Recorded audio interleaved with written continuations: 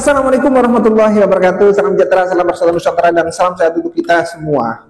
Setelah kemarin geger itu ya Mbah Mufid digeruduk oleh sekelompok orang yang mengatasnamakan FPI, padahal Mbah Mufid itu sedang berada di Madiun untuk misi pengajar di sana. Ya, jagat media sosial rame. Tapi dengan seperti itu akhirnya satu persatu mereka para muhibbin yang menjadi mukibok itu ya jadi kena batunya. Karena bagaimanapun kasus penggerebekan rumah Mufid itu akan diteruskan. Ya tentunya nanti akan diberesi oleh aparat kepolisian. Ya harusnya begitu. Karena mereka yang duluan, istilahnya mereka yang mendebar, ya tentunya mereka juga yang harus menuai gitu. Nah, hal yang tidak dipercaya itu adalah seorang ketua FPI dari Sragen, kalau tidak salah namanya Ustadz Yati atau siapa itu ternyata minta maaf kepada Mbah Mufid atas tindakan dilakukan oleh anak buahnya, oleh anggota FPI. Tapi luar biasanya Mbah Mufid itu sama sekali tidak mau untuk minta maaf. Iya, tidak mau untuk minta maaf. Ya karena Mbah Mufid gak salah. Ini adalah satu yang luar biasa. Ya dari FPI itu minta maaf ke Mbah Mufid gitu. Dan semoga dengan kejadian seperti ini di tempat-tempatnya tidak ada persekusi semacam itu lagi lah. Karena sekarang itu ya tentunya sesuatu tindakan itu harus dipertanggungjawabkan lewat jalur hukum. Ya apalagi masalah seperti itu, pengerudukan, persekusi. Ya sikat-sikat pokoknya. Sedaya kelepatan domir pangapunten estu guru sedaya kelepatan domir pangapunten estu guru sedaya kelepatan domir pangapunten estu guru nyuwun berkah pangestu guru berkah pangestu mekaten sedayanipun dengan mengucapkan alhamdulillah semoga kita tutup. Assalamualaikum warahmatullahi wabarakatuh. Ini lajeng dipun terusaken jagungan anu mawon nggih napa menika santai-santai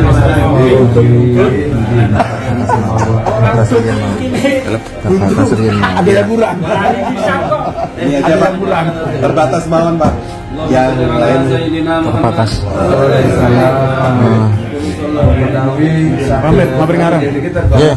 Assalamualaikum warahmatullahi wabarakatuh. Selamat datang guys di channel Diam Saudara. Di video-video sebelumnya beredar gitu ya bahwa Mbah Mufid komunikasi ngobrol-ngobrol, tapi jelas Mbah Mufid tidak mengeluarkan kata-kata saya minta maaf itu nggak ada. Mbah Mufid malah ngegas di sana. Ya terjadi perdebatan yang lumayan anget gitu. Ya masuk akal sih. Karena bagaimanapun Mbah Mufid ini adalah keturunan dari para pejuang, dari Saung Galing sampai Nyowo gitu kan. Ya. Jadi pada saat Rizik Syihab itu mengumandangkan perang dengan pribumi, ya apa yang dijadikan konsekuensi buat Rizik setelah mendebarkan provokasi perangnya? Sampai sekarang tidak ada. Iya kan? Rizik sekarang mungkin masih lenggang, masih yang menebar provokasi, masih berbusa tuh mulutnya, lebih bahar gitu kan. Tidak ada konsekuensi apapun gitu loh. Ini yang membuat kita bertanya-tanya ya, ada apa gitu ya. Tapi kelas-kelas di bawah itu malah ya harus minta maaf, itu kan lucu gitu loh. Ya seperti yang kemarin itu Mbah Mono itu kan ternyata kedua belah pihak harus minta maaf ya, walaupun ujung-ujung editan itu ya hanya untuk kepentingan framing sehingga seolah-olah Mbah Mono yang salah sehingga Mbah Mono yang minta maaf. Padahal Mbah Mono juga kan hanya merespon ketika Rizik Syihab itu memprovokasi umat untuk perang gitu kan. Mbah Mono saya siap perang. Ini dipersekusi. Keroyokan lagi. Ya, coba kalau single lawan Mbah Mono itu berani apa enggak? Menyeimbangkan nih informasi ya. Ketika ada tesisnya Ki Imad dengan bukti-buktinya yang akhirnya berkesimpulan bahwa Habib Balu itu bukan turah Rasul, ya tolong panjenengan ini melihat. Kemudian dari Habib Balu itu didengarkan juga, monggo gitu loh. Nanti kemudian ditampung, kemudian dianalisa dan ambil kesimpulan gitu. Sekarang contoh nyata lah gitu. Ketika mereka itu mau sebagai Rasulullah yang maksum, yang terlepas dari dosa, yang otomatis akan masuk surga.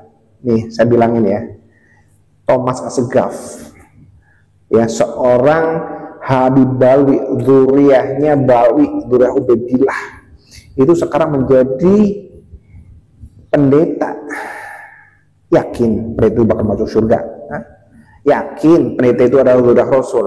Malu kan? Terus bukti-bukti bahwa Habib yang katanya maksum, yang terbebas dari dosa itu melakukan mesum di berbagai tempat, itu tidak hanya satu dua Habib gitu. Kalau masalah mendawir monggo lah, itu hanya masalah duniawi begitu ya, masalah kebutuhan, masalah perut ya. Tapi kalau yang masalah ya mesum, ya kan, kemudian murtad seperti itu, bughal, pemberontak dan sebagainya, cobalah kalian diamati yang ini. Kalian amati, kalian simpulkan pakai hati nurani. Benar nggak seperti mereka itu adalah Rasul? Iya, seperti itulah. Jadi untuk menyimbang informasi, karena sekarang di era-era digital itu kita bisa mengakses informasi. Dan kemudian karena kita sekarang sudah semakin cerdas, harusnya bisa menyimpulkan sesuatu berita. Jadi jangan taklid buta seperti dulu ketika kita itu masih bodoh, belum bisa mengakses informasi. Bahwa Habib adalah dua Rasul, ya sudah, maunya gitu. Sekarang nggak boleh. Sekarang sudah ada penyimbang informasi. Bila perlu, yang namanya tes DNA itu pun sampai pelajari betul atau tidak. Karena sidik jari ya, sidik jari itu ya, nih sidik jari itu sama tes DNA itu adalah salah satu stempel alami, stempel ilahiyah yang tidak bisa direkayasa oleh siapapun. Dan ini stempel-stempel ilahiyah seperti ini yang tentunya menjadi bukti konkret ketika sesuatu hal yang terjadi pada manusia tersebut itu sudah mentok gitu, termasuk masalah nasab. Iya, jadi saya ngomong seperti ini adalah demi yang menjaga marwah Rasulullah, karena malu gitu ya ketika non muslim itu melihat Islam ternyata kayak Rizik gitu ya, suka berbuat onar. Itu kan saya malu gitu. Malu. Tuh cucunya saya seperti itu, apalagi engkongnya nih yang namanya Rasul Muhammad, percaya lebih sangar, lebih arogan lagi. Ini seperti itu kan. Kan saya malu gitu loh. Ya, jadi mohon untuk para muhibbin pakai hati dalam melihat masalah nasab ini. Iya. Tapi balik lagi ke Mbak Mufid, saya katakan Mbak Mufid adalah lelaki yang nampak berani, kecil-kecil cabai rawit. Saya juga berterima kasih kepada Ketua FPI Sragen itu ya. Terima kasih karena bagaimanapun yang dilakukan oleh anggota panjenengan itu salah, karena muslimah dan bergerak ya. Oke, kita adalah satu Nusantara, kita adalah satu NKRI harga mati ya. Oke, mari kita jaga negeri dari tangan-tangan orang-orang jahat, dari para pencuri makam dan dari para pencuri aset.